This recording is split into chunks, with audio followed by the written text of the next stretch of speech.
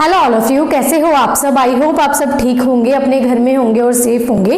तो देखो बच्चों, आज हम स्टार्ट करने वाले हैं आईआर स्पेक्ट्रोस्कोपी। ठीक है, तो मैंने आपको रोटेशनल स्पेक्ट्रोस्कोपी पढ़ा दी है। जिन स्टूडेंट्स ने वीडियोस नहीं देखी है तो आप डिस्क्रिप्शन चेक कर लेना, उसका मैं आपको लिंक प्रोवाइड कर दूंगी, तो वो जाके उसकी वीडियोस देख लेना। ठीक है, तो यहाँ पे हम स्टार्ट करने वाले हैं आज आईआर स्पेक्ट्रोस्कोपी।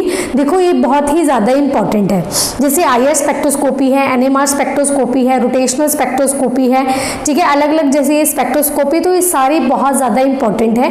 अब ऐसा नहीं है कि आपने आईआर स्पेक्ट्रोस्कोपी पढ़ ली तो आपका जो क्वेश्चन आने वाला है वो कंप्लीट हो जाएगा। मिक्स क्वेश्चंस आते हैं, आपको आईआर भी पढ़ना पड़ेगा, आपको मास स्पेक्ट्रोस्कोपी भी पढ़नी पड़ेगी, आपको एनएमआर स्पेक्ट्रोस्कोपी भी पढ़नी पड़ेगी। ठीक है, तो क्वेश्चन सॉल्व करने के लिए आपको सारी स्पेक्ट्रोस्कोपी की नॉलेज होनी ज़रूरी है। अभी जो बात मैं बोल रही हूँ ये बात मैं नेट वालों स्टूडेंट, जो नेट के स्टूडेंट्स हैं, गेट के स्टूडेंट्स हैं, उनके लिए बोल रही हूँ, क्योंकि जो बीएससी तक आते हैं क्वेश्चंस सिंपल आते हैं यहाँ से। ठीक है, उनको डरने की जरूरत नहीं है। लेकिन आपको जो स्टूडेंट्स बीएससी के बाद एमएससी करना चाहते हैं, नेट और गेट की तैयारी करना चाहते हैं, तो उनको बहुत अच्छे से नॉलेज होनी चाहिए, रीजंस के बारे में नॉलेज होना ज़रूरी है। तो सबसे पहले आप इसकी हेडिंग डालेंगे, हम इसमें सबसे पहले स्टार्ट करेंगे रीजंस के बारे में। ठीक है, तो यहाँ पे हम स्टार्ट करते हैं इंफ्रारेड स्पेक्ट्रोस्कोपी। देखो बच्चों, यहाँ पे हम स्टार्ट करेंगे रीजंस के बारे में। इसका रीजंस के पढ़ाने का मेन ये है कि जो ये रीजंस है इसकी नॉलेज इसलिए होना ज़रूरी है क्योंकि जो नेट और गेट में सवाल आते हैं या फिर एमएससी में जो क्वेश्चंस आपके आते हैं, आपको क्या दे दिया जाता है, रीजंस दे दिए जाते हैं। ठीक है, उस रीजन से आपको पहचानना होता है कि जो आपका कंपाउंड है कौन सा आएगा। ठीक है, समझ रहे हो, जैसे ABCD आपको ऑप्शन दे दिया जाता है और क्वेश्चन में आपको रीजंस दे दिए जाते हैं। रीजन से देख के आपको कंपाउंड पहचानना होता है, तो इसलिए रीजंस की नॉलेज ज़्यादा ज़रूरी है। अब देखो यहाँ पे जो आईआर स्पेक्ट्रोस्कोपी है, इसमें हमारे पास दो स्पेक्ट्रोस्कोपी होती है। एक है हमारे पास ऑर्गेनिक स्पेक्ट्रोस्कोपी,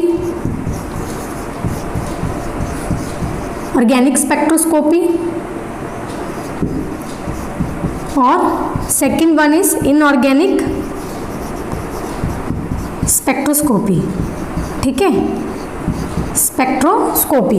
अब देखो जो आपके पास ऑर्गेनिक स्पेक्ट्रोस्कोपी है, जो इसका रीजन आता है ऑर्गेनिक स्पेक्ट्रोस्कोपी का, वो आएगा 650 से 4000 सेंटीमीटर इनवर्स में। ठीक है, अगर आपको इस रीजन में कोई कुछ भी दिख रहा है तो आप समझ जाएंगे किसमें जा रहा है, हमारे पास ऑर्गेनिक स्पेक्ट्रोस्कोपी में। ठीक है, उसके बाद आपके पास जो इनऑर्गेनिक स्पेक्ट्रोस्कोपी है वो आएगी 300 से लेके, यानी 300 से लेके 4000 सेंटीमीटर इनवर्स। ये क्या आता है आपके पास, इसमें इनऑर्गेनिक स्पेक्ट्रोस्कोपी आएगी। अगर देखो क्वेश्चन में आपको नहीं बोलते हैं कि ये क्वेश्चन हमें ऑर्गेनिक स्पेक्ट्रोस्कोपी का दिया है या फिर इनऑर्गेनिक स्पेक्ट्रोस्कोपी का दिया है, ये नहीं बोलते, तो बाय डिफॉल्ट आपको क्या लेना है, ऑर्गेनिक स्पेक्ट्रोस्कोपी मान के क्वेश्चन सॉल्व करने हैं। ठीक है, अगर नहीं बोलते हैं तो मोस्ट ऑफ क्वेश्चंस में वो बोलते ही नहीं है, तो इसलिए आपको बाय डिफॉल्ट ऑर्गेनिक स्पेक्ट्रोस्कोपी मानना है। ठीक है, तो ये चीज़ हो गई। उसके बाद देखो जो आईआर रीजन है, उसको इन्होंने डिवाइड किया है 50 सेंटीमीटर से लेके 50 सेंटीमीटर से लेके 1250 सेंटीमीटर इनवर्स में इसका रीजन आता है। किसका, आईआर स्पेक्ट्रोस्कोपी का रीजन। ठीक है, अब देखो जो आईआर स्पेक्ट्रोस्कोपी है इसको फर्दर 3 पार्ट्स में इन्होंने डिवाइड किया है। मिडल आईआर, ठीक है, sorry, near IR, middle IR, far IR, इस तरीके से इन्होंने 3 रीजन्स में इसको डिवाइड किया हुआ है। यानी हमारे पास फार आईआर, जैसे सपोज यहाँ से हमारे पास है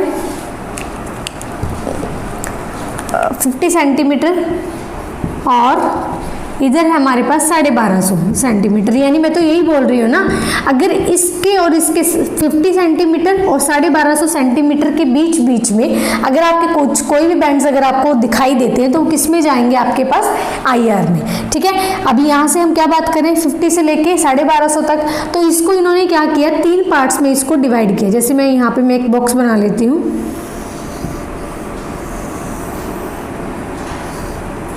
मैंने एक बॉक्स बनाया। ठीक है, इसमें आएगा हमारे पास फार आईआर, ये फार आईआर है, ये है हमारे पास मिडल आईआर। ठीक है, ये है हमारे पास मिडल आईआर, ये है हमारे पास नियर आईआर। ठीक है, इस तरीके से।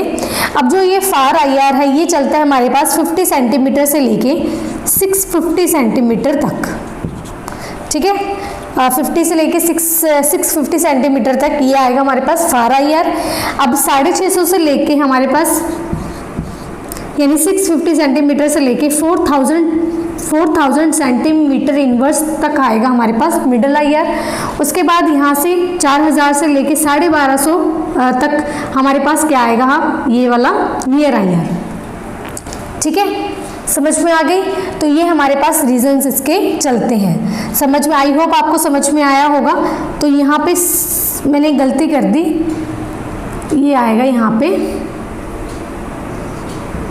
12,500, ठीक है। तो ठीक है, ये से करेक्ट कर लेना। ये हमारे पास 50 सेंटीमीटर से लेके 12,500 सेंटीमीटर इनवर्स, इसको मैंने 3 पार्ट्स में डिवाइड किया, फार IR, middle IR, near IR। 50 centimetre 650 से लेके 4000 से लेके यहाँ तक हमारे पास ये आते हैं, ठीक है जी। अब देखो यहाँ पे जो मिडल IR है ना, ये वाला जो मिडल वाला है, इसको भी इन्होंने 2 पार्ट्स में डिवाइड किया, इसको भी इन्होंने क्या किया, 2 पार्ट्स में डिवाइड कर दिया। यहाँ पे आएगा हमारे पास फिंगरप्रिंट रीजन,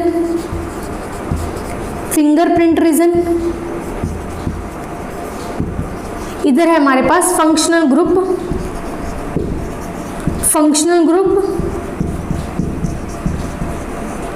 रीजन, ठीक है, फिंगरप्रिंट रीजन और फंक्शनल ग्रुप रीजन।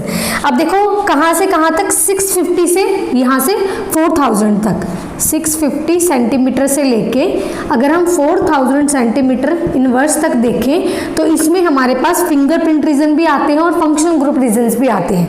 लेकिन फिंगरप्रिंट रीजन किस किस रीजन में आएंगे हमारे पास, वो आएंगे 800 से लेके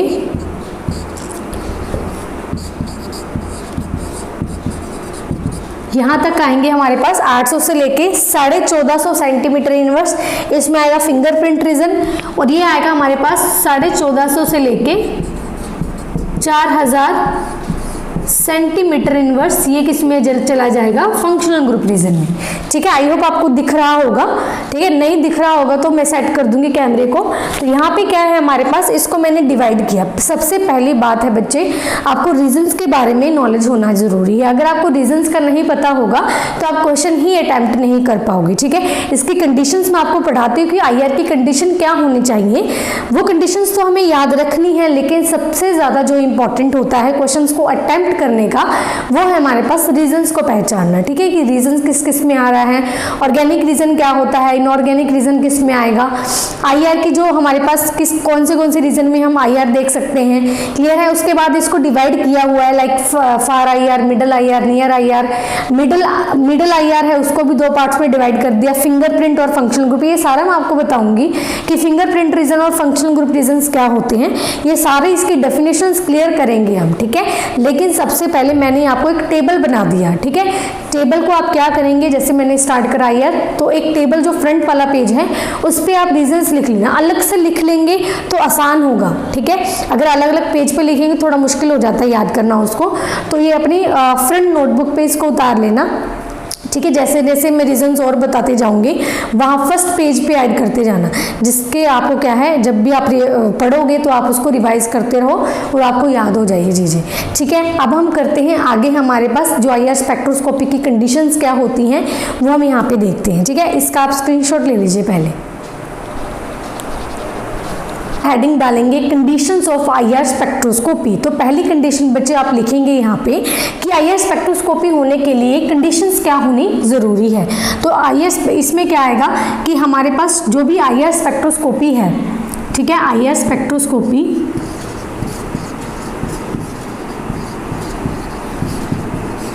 gives the information about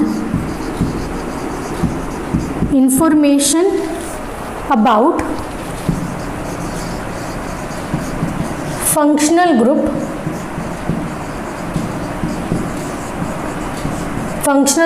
present in the sample molecule। पहले मैं लिख लूँ फिर मैं आपको समझाती हूँ, ठीक है। सैंपल मॉलिक्यूल, देखो कोई भी आपके पास सैंपल मॉलिक्यूल गिवन है, ठीक है, कोई भी सैंपल मॉलिक्यूल गिवन है तो उस सैंपल मॉलिक्यूल में जो IR स्पेक्ट्रोस्कोपी है सिर्फ किस चीज़ के बारे में बताता है, सिर्फ फंक्शनल ग्रुप के बारे में बताएगा।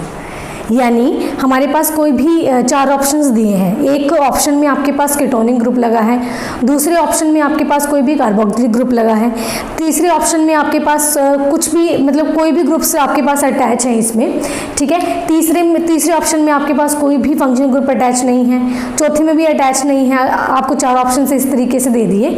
तो हमारे पास जो IR स्पेक्ट्रोस्कोपी है किसके बारे में बताएगा, फंक्शनल ग्रुप के बारे में, ठीक है, कि अगर इस तक ये वाली जो हमारे पास रेंज है, ठीक है, इस रीजन में हमारे पास कीटोनिक ग्रुप होता है, इससे रेंज में हमारे पास कार्बोक्सिलिक ग्रुप होता है, इस तरीके से।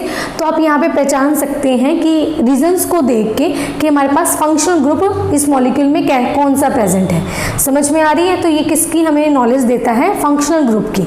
अब देखो हम यहाँ पे IR स्पेक्ट्रोस्कोपी यूज़ करके पूरे मॉलिक्यूल का पता नहीं कर सकते कि हमारे पास कितने नंबर ऑफ कार्बन एटम हैं, कितने हाइड्रोजन्स हैं, ठीक है, तो सिर्फ ये हमें नॉलेज किसकी देता है, फंक्शनल ग्रुप की। क्लियर है? अब जो सेकंड है हमारे पास, सेकंड आप हेडिंग डालेंगे IR स्पेक्ट्रोस्कोपी, ठीक है, जो IR स्पेक्ट्रोस्कोपी है हमारे पास वो यूज की जाती है, used in organic and inorganic compounds के लिए, इनऑर्गेनिक एंड इनऑर्गेनिक कंपाउंड्स के लिए हमारे पास जो IR स्पेक्ट्रोस्कोपी है वो यूज़ की जाती है, ठीक है। जैसे मैंने आपको बताया था, रिजल्ट्स भी बताए थे ऑर्गेनिक के लिए, इनऑर्गेनिक के लिए। अगर आपको कुछ भी नहीं बोलते तो बाय डिफ़ॉल्ट आपको ऑर्गेनिक स्पेक्ट्रोस्कोपी लेनी है, ठीक है। तो ये चीज़ हो गई। अब देखो यहाँ पे हमारे पास चाहे आपके पास ऑर्गेनिक और इनऑर्गेनिक जो कंपाउंड है, चाहे वो सॉलिड फॉर्म में हो, चाहे वो लिक्विड फॉर्म में हो, चाहे वो गैस फॉर्म में हो, तीनों की हमें IR स्पेक्ट्रोस्कोपी बताता है, तीनों के बारे में, ठीक है। उसके बाद थर्ड लिखेंगे आप, जैसे इन जर्नल KBr, ये सॉलिड फॉर्म में होना ज़रूरी है, और नोज़ल, ठीक है। जो हमारे पास ये दोनों सॉल्वेंट्स हैं वो यूज़ किए जाते हैं, जो ये सॉल्वेंट्स हैं ना वो यूज़ किए जाते हैं IR स्पेक्ट्रोस्कोपी के लिए, ठीक है। समझ में आ गई क्या बोल रही हूँ मैं? जो KBr सॉलिड, ये जो सॉल्वेंट है, नोजल सॉल्वेंट है, इन दोनों का मोस्टली यूज़ किया जाता है IR स्पेक्ट्रोस्कोपी के लिए। उसके बाद चौथा लिखेंगे आप, फोर्थ लिखेंगे ड्यूरिंग वाइब्रेशन हमारे पास, ठीक है, परमानेंट डाइपोल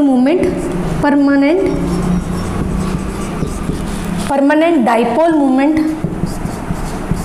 चेंज होना ज़रूरी है, ठीक है। जब during vibration permanent dipole moment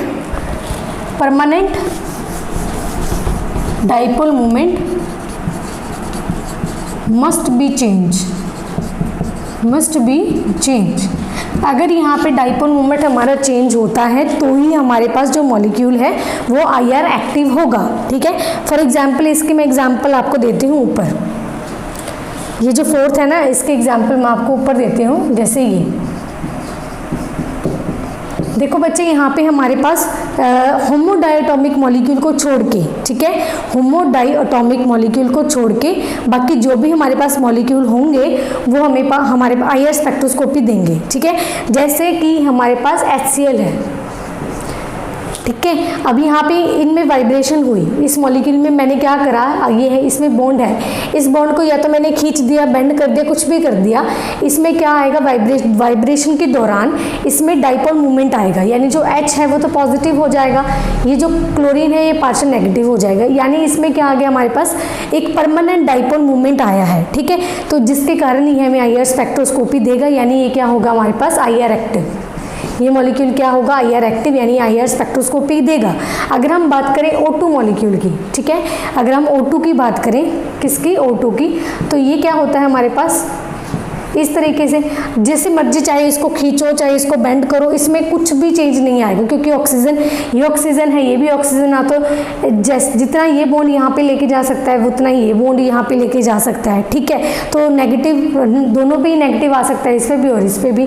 तो हम यहाँ पे हमारे पास एक डाइपोल मोमेंट क्रिएट नहीं होगा। अगर dipole moment, permanent dipole moment change नहीं हुआ तो ये हमारे पास IR एक्टिव नहीं होगा, IR एक्टिव ये नहीं होगा, ठीक है।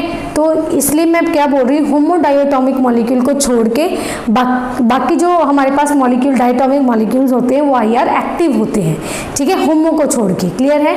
ये 4 इसके कंडीशंस है, इसको अपनी नोटबुक पे अच्छे से उतार लेना।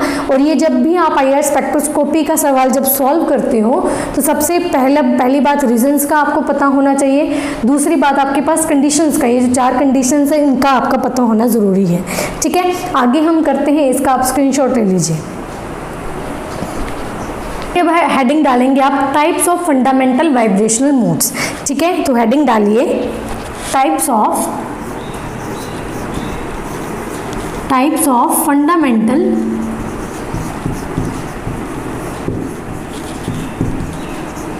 वाइब्रेशनल मोड्स, ठीक है, वाइब्रेशनल मोड्स, ये फुल आप लिख लेना खुद से, वाइब्रेशनल मोड्स। अब देखो यहाँ पे बच्चे, जो हमारे पास वाइब्रेशनल, फंडामेंटल वाइब्रेशनल मोड्स होती हैं वो 2 टाइप्स की होती हैं, ठीक है। एक तो है स्ट्रेचिंग, एक तो है स्ट्रेचिंग, दूसरा है हमारे पास बेंडिंग, ठीक है। पहले हम समझते हैं स्ट्रेचिंग को, फिर हम समझेंगे बेंडिंग को। देखो स्ट्रेचिंग का मतलब क्या होता है, हमारे पास सपोज ये हमारे पास एक स्प्रिंग है, ठीक है। इस स्प्रिंग पे हमारे पास B मॉलिक्यूल लगा है, इस साइड हमारे पास कोई A मॉलिक्यूल अटैच है, ठीक है। एक ये लगा है, एक B एटम लगा है। इसको मैंने क्या किया, जब इस स्प्रिंग को खींचा, ठीक है, जब मैंने इस स्प्रिंग को ज़ोर से खींचा तो A मॉलिक्यूल उधर जाएगा, B मॉलिक्यूल इधर जाएगा। यानी हम ये बोलेंगे कि जब हम स्ट्रेच करते हैं किसी भी चीज़ को तो हमारे पास जो डिस्टेंस है, या तो उसको खींचेंगे तो डिस्टेंस इंक्रीज होगा, अगर उसको इस तरीके से करेंगे, पास से लेके आएंगे तो डिस्टेंस उसका डिक्रीज होगा, ठीक है। यानी हम ये बोल सकते हैं कि स्ट्रेचिंग के दौरान हमारे पास डिस्टेंस इंक्रीज और डिक्रीज हो सकता है, लेकिन हमारे पास जो मॉलिक्यूल की जो पोजीशन है, ठीक है, वो सेम रहेगी, यानी वो सेम बॉन्ड एक्सिस में रहते हैं, क्योंकि एक्सिस तो चेंज नहीं हुई ना। जैसे ये वाली एक्सिस है, इस पर हमारे पास जैसे कि इसकी एग्जांपल देती हूँ, यहाँ पे B लगा है, यहाँ पे A लगा है, इसको मैंने, ये स्प्रिंग है, स्प्रिंग को मैंने खींचा तो B जाएगा तो इसी डायरेक्शन में, B इधर चला गया, A इधर चला गया, उसका डिस्टेंस इंक्रीज हो गया। लेकिन है तो ये सेम बॉन्ड एक्सिस में ना, तो बॉन्ड एक्सिस हमारे पास चेंज नहीं होती है, लेकिन हमारे पास जो डिस्टेंस है वो इंक्रीज और डिक्रीज कर सकता है, ठीक है।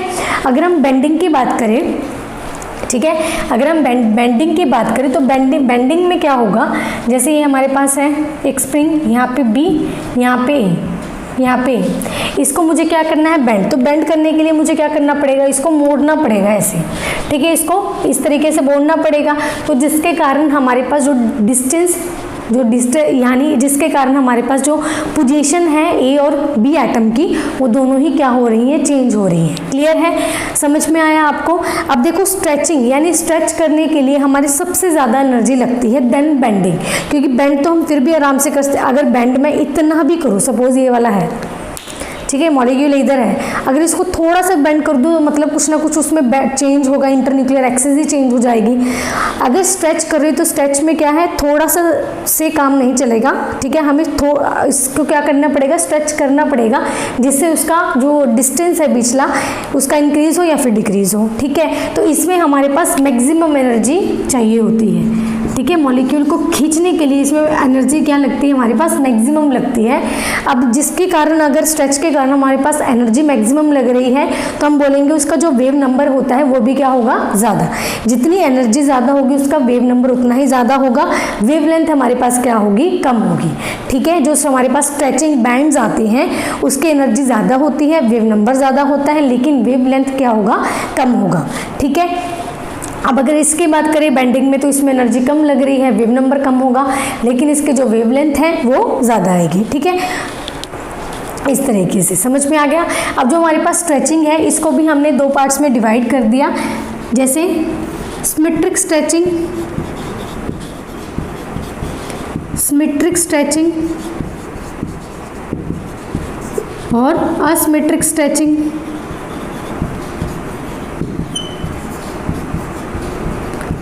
ठीक है, सिमेट्रिक स्ट्रेचिंग और असिमेट्रिक स्ट्रेचिंग। सिमेट्रिक स्ट्रेचिंग में क्या मतलब है, ठीक है, जैसे सिमेट्री, जैसे कि हमारे पास ये मॉलिक्यूल है, ठीक है,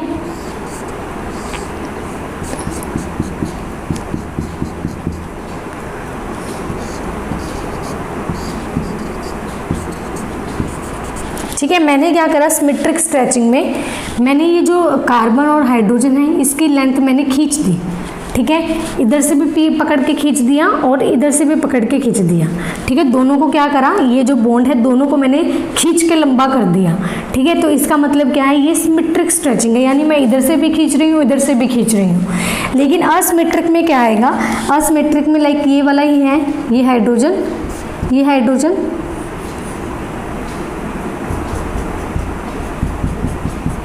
ठीक है, इसमें क्या आएगा बच्चे कि इस तरफ तो मैं खींच रही हूँ, इस तरफ तो इसको खींच रही हूँ, लेकिन इस तरफ खींचने से इधर मैं क्या कर रही हूँ, इसको, ये जो लेंथ है इसको मैं डिक्रीज कर रही हूँ, इस वाले की लेंथ मैं इंक्रीज कर रही हूँ। तो ये किस में जाएगा हमारे पास, असिमेट्रिक स्ट्रेचिंग में। ठीक है, किस में जाएगा हमारे पास, असिमेट्रिक स्ट्रेचिंग में। समझ में आ गया। अब देखो यहाँ पे जो बेंडिंग है वो हमारे पास दो टाइप की होती है, प्लेन में कर सकते हैं बेंड उसको, और आउट ऑफ प्लेन उसको बेंड कर सकते हैं। ठीक है, इसमें आएगा हमारे पास इन प्लेन और ये out of plane, out of plane. ठीक है, प्लेन में हो सकती है बेंडिंग और आउट ऑफ प्लेन हो सकती है। अब प्लेन में भी हमें दो चीज़ें पढ़नी होती है इसमें, सीजरिंग और रॉकिंग। ठीक है, सीजरिंग और रॉकिंग। और जो आउट ऑफ प्लेन है इसमें हमें पढ़ना होता है ट्विस्टिंग, ट्विस्टिंग, वैगिंग, ट्विस्टिंग और वैगिंग, जो भी आप इसको बोलते हो। ठीक है, सीजरिंग है, रॉकिंग है, ट्विस्टिंग है और वैगिंग है। इसके मैं आपको एग्जाम्पल देती हूँ। ठीक है, इसके मैं आपको एग्जाम्पल बना के दिखाती हूँ।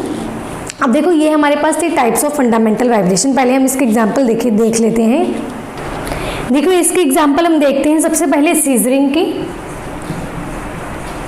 सीजरिंग में क्या होता है, देखो हमारे पास जैसे यही वाला मॉलिक्यूल है, ये हाइड्रोजन, यहाँ पे ये हाइड्रोजन, तो ये मॉलिक्यूल देखो, जैसे सीजरिंग का मतलब सीजर चलाना। ठीक है, जैसे कैंची चलाते हैं हम, सीजर चलाते हैं ना, तो हमारे पास क्या होता है, दोनों हमारे पास सेम साइड चलती हैं, दोनों सेम साइड, ऐसे नहीं है दोनों डिफरेंट साइड। जब कैंची चलेगी तो दोनों ही एक सेम साइड चलेगी, तभी तो कोई चीज़ कटती है, पेज काटना हो तो दोनों सेम साइड चलेगी। ठीक है, तो ये हाइड्रोजन क्या होते हैं, सेम साइड मूव करते हैं। ठीक है, सीजरिंग में तो हम सीजर की एग्जांपल लेंगे। क्लियर है, सीजर को अगर आप समझ सकते हो तो वो क्या है, किसकी एग्जांपल है, सीजरिंग की। ठीक है, अगर हम बात करें सीजरिंग के बाद क्या था, रॉकिंग।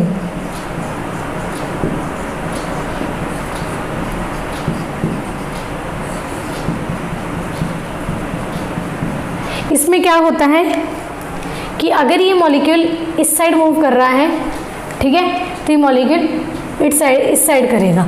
जैसे इसके एग्जांपल हम देखेंगे, जैसे हम कोई भी कपड़ा है, कपड़े को निचोड़ते हैं जब उसका गीला कपड़ा होता है, जब कपड़े को पानी हमें सुखाना होता है तो हम क्या करते हैं, उसको निचोड़ते हैं। तो एक हाथ हमारा ऐसे जाता है और एक हाथ हमारा जैसे इस तरीके से, एक हाथ ऊपर आता है ना, नीचे ऊपर इस तरीके से। तो किसके एग्जाम्पल है हमारे पास, रॉकिंग की। ठीक है, तो ये आइटम इस साइड चलेगा, ये इस साइड। ठीक है, इसके बाद आता है हमारे पास वैगिंग, फिर है ट्विस्टिंग। वैगिंग में क्या है हमारे पास, एक मिनट में इसके कंपाउंड की स्ट्रक्चर बना दूं फिर समझाती हूँ।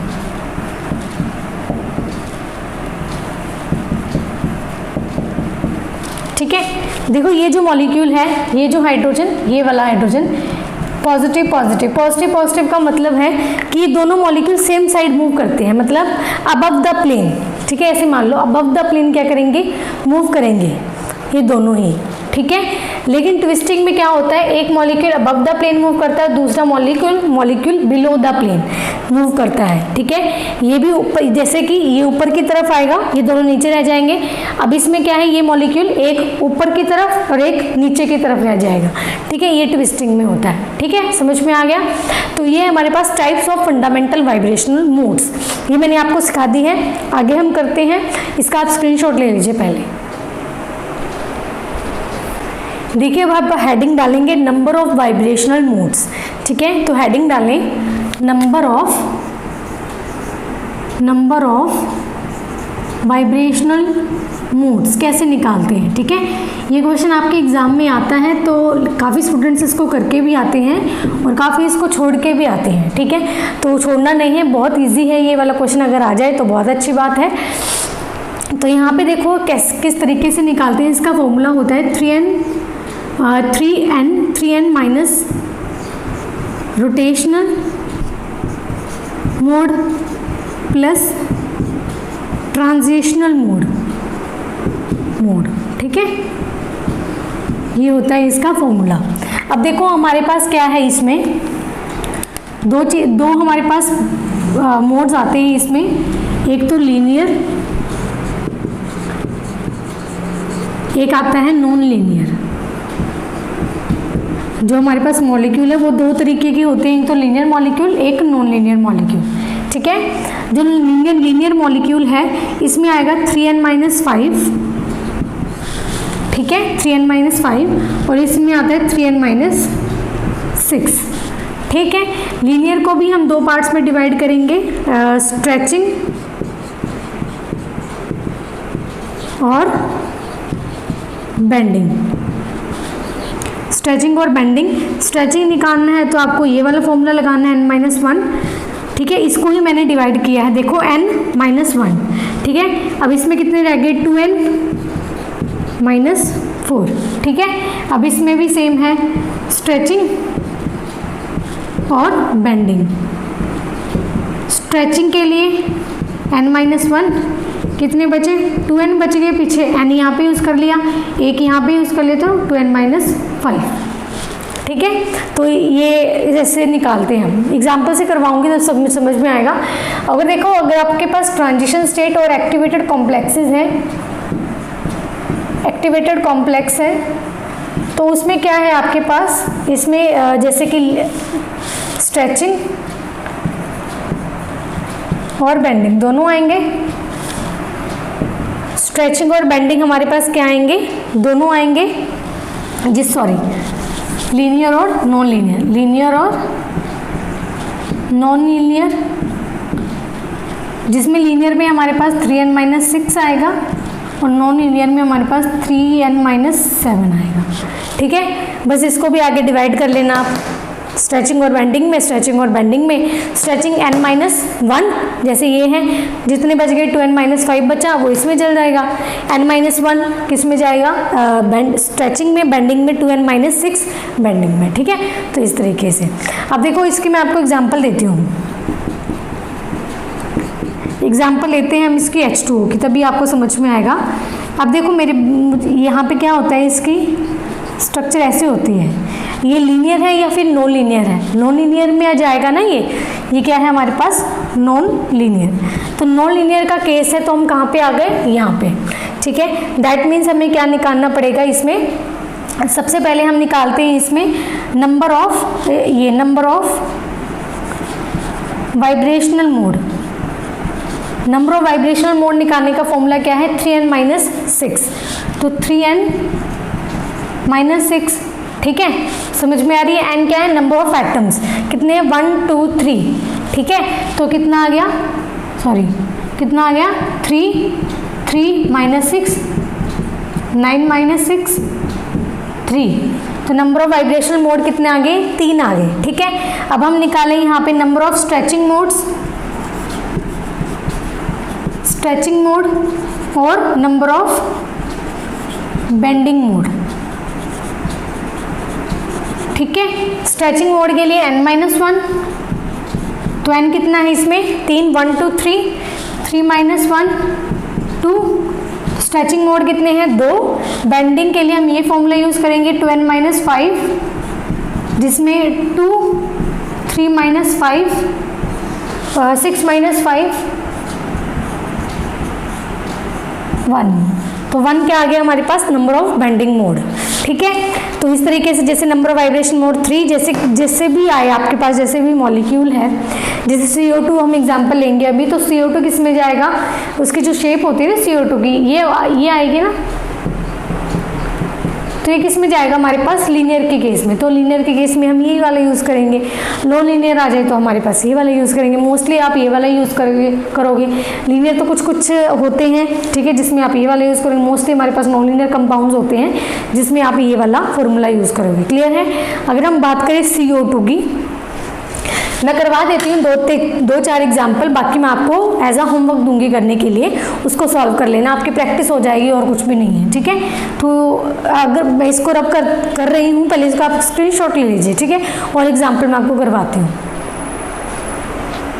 मैंने अभी कैमरे में देखा, ये नीचे वाला पार्ट तो दिख ही नहीं रहा। ठीक है, तो मैं यहाँ पे करवाती हूँ नंबर ऑफ बेंडिंग मोड। ठीक है, ये हमारा रह गया, वो मैं करवा देती हूँ आपको। कहाँ गया, नंबर ऑफ बेंडिंग मोड निकाल रहे हैं, तो फॉर्मूला वही यूज होगा, ये वाला 2n-5। n नंबर, n का मतलब क्या है, नंबर ऑफ एटम्स, 2, 3-5, तो 6-5, तो बेंडिंग मोड कितने आ गए 1। ठीक है, इस तरीके से निकालना है। अगर अब हम यूज करेंगे हमारे पास CO2 के एग्जाम्पल। ठीक है, किसकी यूज करेंगे, CO2 की एग्जाम्पल। एक तो ये रब नहीं होता।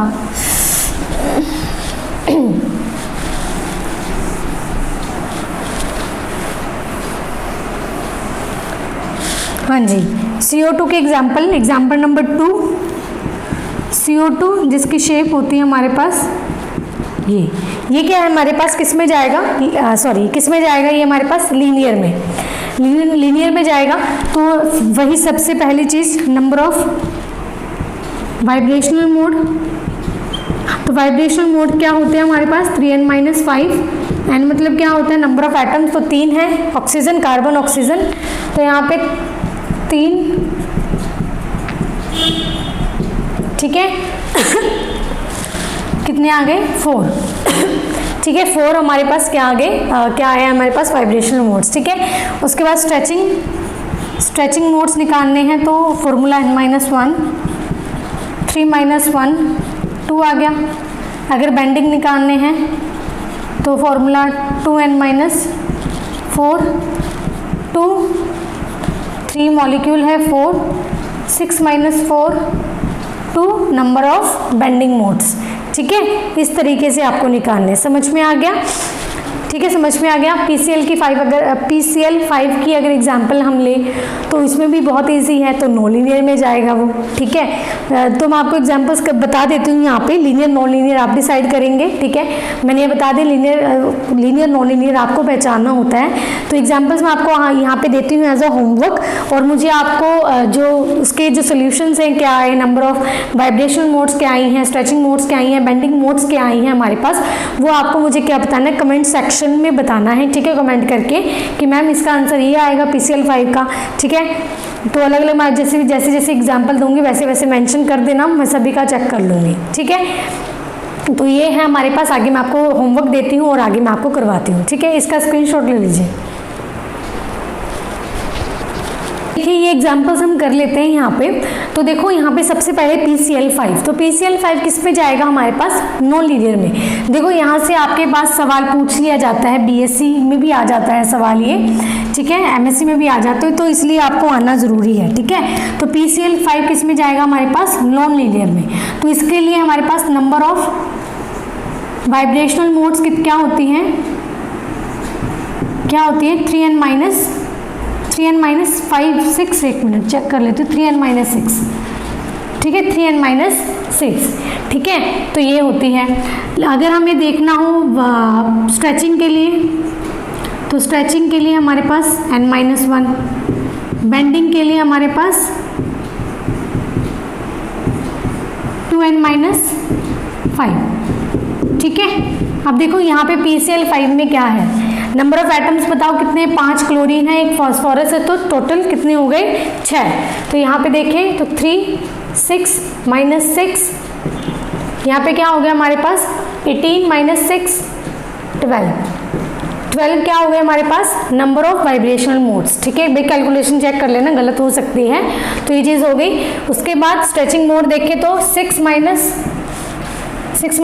5 स्ट्रेचिंग मोड। बेंडिंग मोड क्या है 2, एन में पुट करना है आपको 6 - 5 तो 12 - 5। ठीक है, 7 क्या हो गया हमारे पास बेंडिंग मोड हो गई। ठीक है, कैलकुलेशन चेक कर लेना, अब भी बोल रही हूँ। ठीक है, अपने हिसाब से देख लेना इसको सही है गलत है और करेक्ट कर लेना।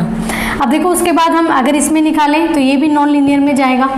ठीक है, तो इसके लिए मैं कैलकुलेशन नहीं करूँगी, वाइब्रेशनल मोड्स बता देती हूँ क्या आएगा। 3n - 6 स्ट्रेचिंग n-1, ठीक है, 2n - 5 बेंडिंग। ठीक है, तो बस इसमें n क्या पुट करना है आपको, यहाँ पे 3 हाइड्रोजन, नाइट्रोजन 1, कितने हो गए टोटल 4, तो 3 4 - 6। ठीक है, 12 - 6 वाइब्रेशनल मोड। इस तरीके से ये क्या आ गया 4 - 1 3, यहाँ पे 2 × 4 - 5 8 - 5 3। ठीक है, तो इस तरीके से। अब ये क्या है हमारे पास लीनियर है। इथाइन क्या होता है हमारे पास लीनियर मॉलिक्यूल होता है। तो लीनियर के लिए number of vibrational modes 3n - 5। ठीक है, स्ट्रेचिंग n-1,